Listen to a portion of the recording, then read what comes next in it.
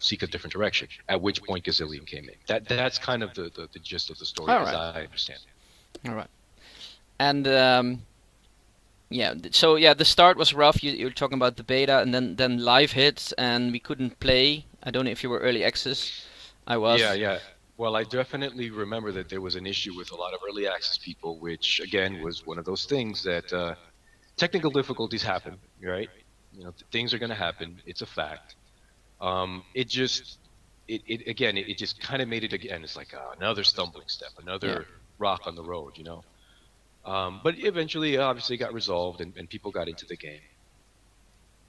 Yeah, but what I remember is that they had to make this hard choice. It was so that people that pre-ordered stuff did not get their rewards whenever they would log in, and that was one of the biggest reasons that they pulled all-nighters to fix that, to go through all the applications, through everyone that bought the game, to make sure that as when they logged into the game, they had their pre-ordered goods ready for them.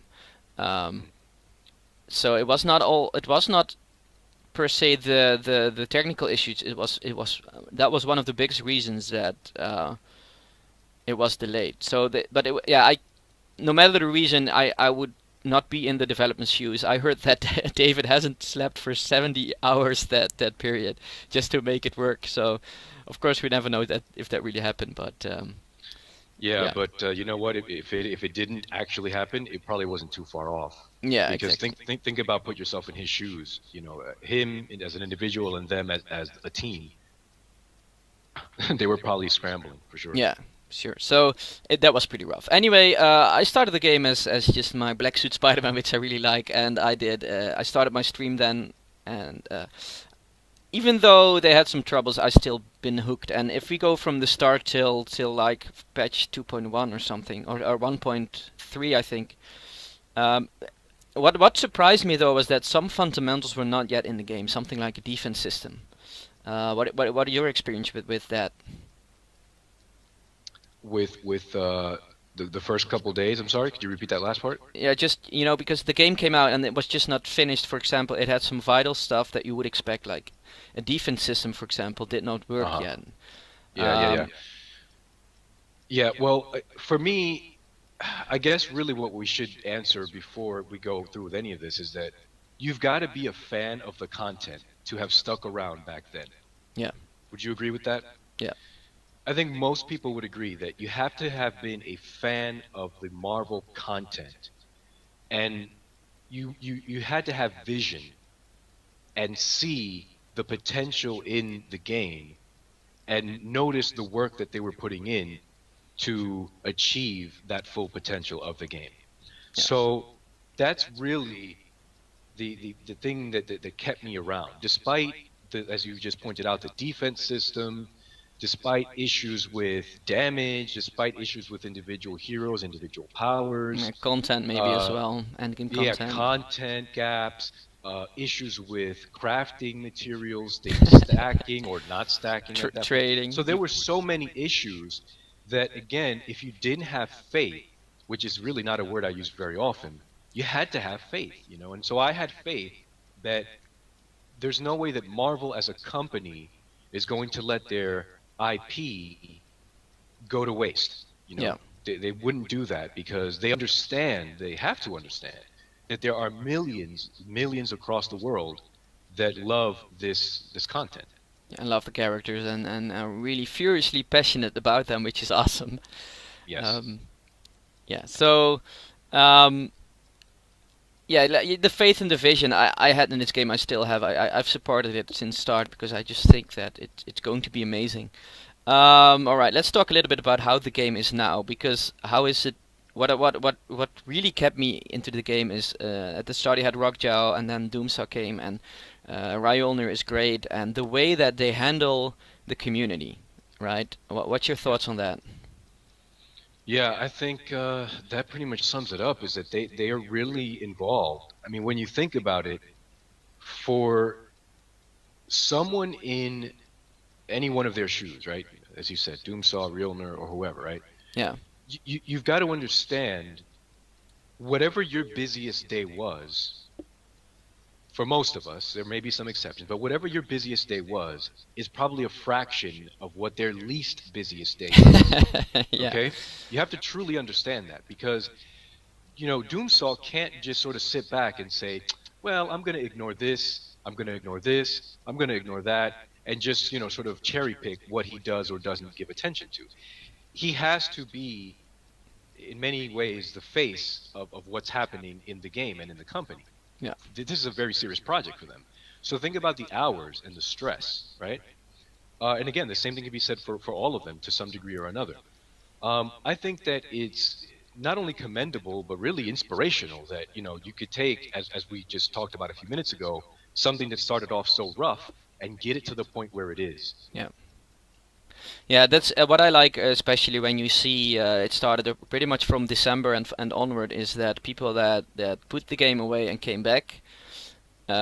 People who were in the chat, some people were like, "Why did I not kept playing this game?" People said, "I wish, man, this game is a totally different game." The reviews came in, and I mean, they even got even rewarded them with MMO of the year or action RPG of the year. Already in 2013, all the reviews now get a 4.5 out of 5, a 9 out of 10.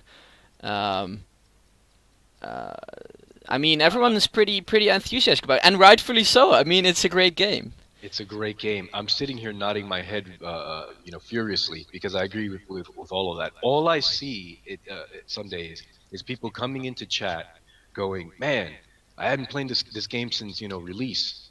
It looks so much more different. It's a completely different game. It's et cetera, et cetera, et cetera." So yeah, all the time. And again, you said, well, why didn't I stay in the game? Why didn't I say? Well, you and I know the answer because those are people who were too busy to put the time into a game that wasn't really complete, that didn't feel complete, Yeah, or whatever. I mean, people have lives, and I understand at least apparently. why some people, yeah, why people walk away, right? Yeah, But to see it from my perspective and from your perspective, to see it from day one till now, it's like seeing the evolution or the growth of a child or something. You yeah. just see it happen like right before your eyes, and yeah, it's amazing. Yeah, what I like particularly about that, it's cool that you bring it up, is that we talked about it earlier before the show actually, that we are the gamers like in our early 30s. We started games. We don't mind that there are bugs in the game, right? We know that it happens. We are, well, in our childhood we didn't know anything else, right? We know that if a game crashed, you had to reload our cassette, and like 3 minutes, you had to wait 30 minutes until it loaded all the way to 200, and when the cassette. Hey man, anybody in their 30s, absolutely anybody in their 30s or 40s that played a original NES console Yes. remembers this. You would take the cartridge, you'd blow Yes. on it, and you'd stick it in there, and if you had to stick the other cartridge on top, you would do that. Yeah, so absolutely. The gaming has become so, oh my God, it's amazing. It's so much better. Yeah. It's an art form now. It truly is, and anybody who denies that is lying to themselves. Yeah. So yeah, what I want to point out there is that that's the reason why I stick to the. Not only is this for me an action RPG, is I played Diablo 2 like crazy. A lot of people did that play this game So did now. I. Yep. And you can just see the idea of Brevik, and I know, and finally we're getting to see it into the game. And if this goes on, because that's maybe not even for the game itself, but just the project, to see which directions they take, which thoughts are behind their decisions. Of Mhm. course, sometimes they have a great idea and it doesn't work out, or it causes more bugs. But Right. have you ever had a company that fixes that the same week, sometimes even the weekend, sometimes even the same day? They just, all right, this is too bad. We turn down the servers and we're gonna fix it. I haven't seen that, No, but I can honestly say that is extremely rare I'll tell you what, just about any industry, outside of just gaming, in just about any industry, it's a fairly rare thing to see that kind of dedication. yeah, And again, with so many other things rather going on at the same time, that they have that kind of attention. Yeah. that's really amazing to me indeed as well. All right, let's go a little bit back to the game again. Patch 2.3. What do you think of it? I think it's amazing. As I said to you earlier, it's probably the patch that I've been the most excited for. And I've probably said that on previous occasions. So it makes sense that the newer patches, are the ones you get more excited for. But this patch in particular, I've got it here pulled up on my other screen. There's just so many things to pick out that are, just amazing. There's a lot of focus in this upcoming patch on things like gear. Yeah. Um, Drop tables, doubling stack sizes for all boosts, uh, boosts not running while you're in town, Yes. Avengers Tower, whatever it's going to be.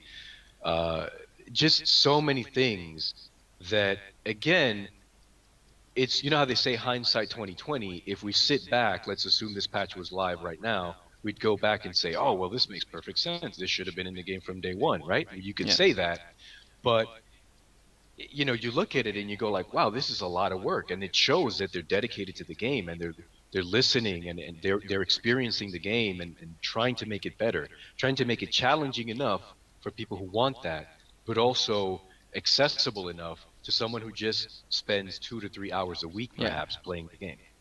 Yeah, there is something cool in that loot table as well because if I don't play for a few days, which is luckily again rare, but in December and January I couldn't play as much as I would have loved to.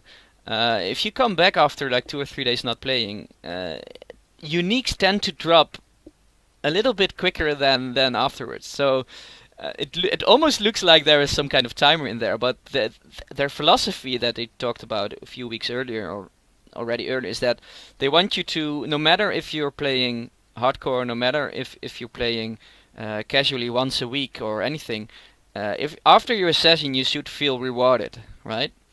Um, Yeah, absolutely.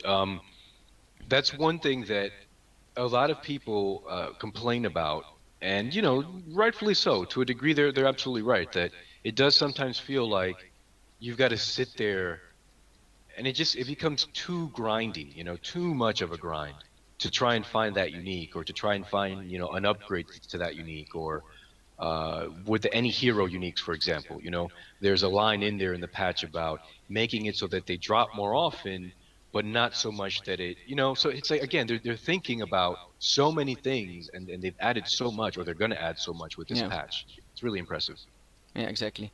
So, what you're talking about the loot, but also 2.3. Why is that your patch? Well, I'm looking for the line here so I can read it verbatim. Um, I think I just skipped over it a second ago. But basically, it's the line that they're talking about taking uniques and using them to upgrade your companion. Which is not the term they use, but basically you're going to have the team ups, right? Yeah. And so my hope is that their vision for team ups is going to be something akin to what it was in Diablo 2, with like your companion that used to run around with you, Yeah. killing mobs. Remember that. So what was cool about that to me is that you could almost put as much time gearing out your companion as you would your Mhm. main character. So, geez, I could go on for 15 minutes about this. Like I remember just like grinding out trying to find like this excellent perfect bow. I forget the name of it now, to put on my companion, which was the bow user or whatever. And that by itself is reason to be excited for me, because Yeah. again, it gives you more customization. So now let's picture this: uh, player A has more or less the same exact build that I have, but the difference is who he or she chooses to companion with, right? Yeah. Whereas he or she uses this person, I use this other person, and all of a sudden, boom, it's a completely different experience for the both of us. So it's just amazing. I can't wait for this patch. Yeah. That's gonna be awesome. Also, people complain about inventory space because inventory is the single thing you really have to give them money for. Oh yeah. They even listen to that. I mean, I would, I have everything because I'm crazy, but for a hoarding game, yeah, of course they need to make money, but the inventory space can become a problem, especially if you want to collect the runes, especially if you want to collect a second piece of gear. Uh, it's pretty much not possible. So, but they even listen to that. So they're working on a UI with 20 more slots on your normal UI, and then